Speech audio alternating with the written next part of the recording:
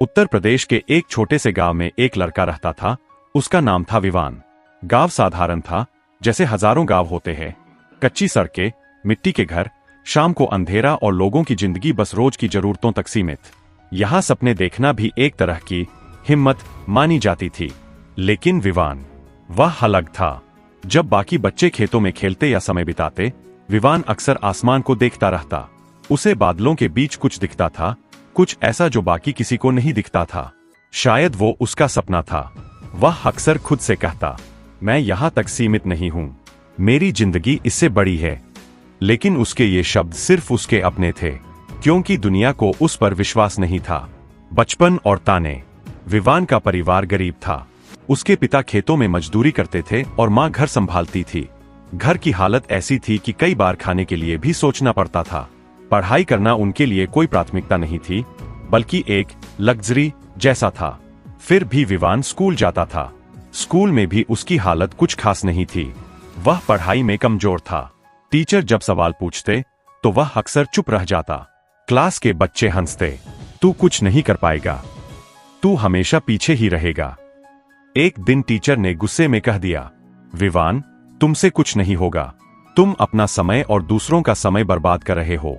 ये शब्द सिर्फ एक डांट नहीं थे, ये एक फैसला था जो किसी और ने उसके लिए सुनाया था। उस दिन वह घर लौटा, लेकिन उसका चेहरा बुझा हुआ था। वह सीधे अपने कमरे के कोने में जाकर बैठ गया।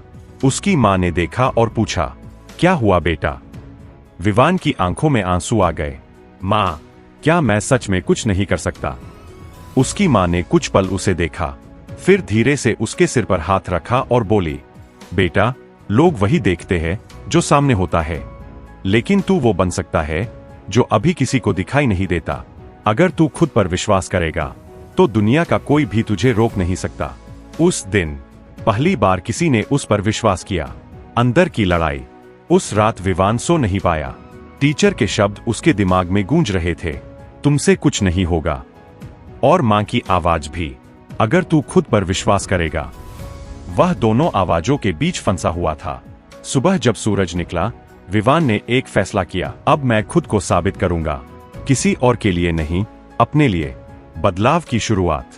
अगले दिन से उसकी दिनचर्या बदल गई। वह सुबह जल्दी उठने लगा, स्कूल जाने से पहले थोड़ा पढ़ता, स्कूल से आकर फिर पढ़ाई करता और रात को देर तक बैठकर वही चीजें समझने की कोशिश करता जो उसे समझ नहीं आती थीं।